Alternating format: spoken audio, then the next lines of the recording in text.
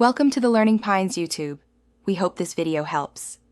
You start by confirming basics: iPhone with iOS 13 or later and the correct cable or wireless mode.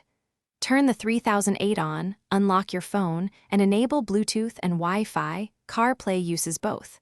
If you're using a cable, plug it into the USB port labeled with a phone icon. If wireless, open the car's Bluetooth menu. Once done, follow the initial pairing prompts on your phone so the vehicle recognizes the device and shows the CarPlay setup screen. You'll move into the infotainment menus to finalize the link. On the 3008, select Bluetooth or connect my Peugeot, then add device. The head unit will show a PIN. Match and accept that PIN on your iPhone so the two devices trust each other. Next, check iPhone settings General CarPlay and allow the 3008 to connect.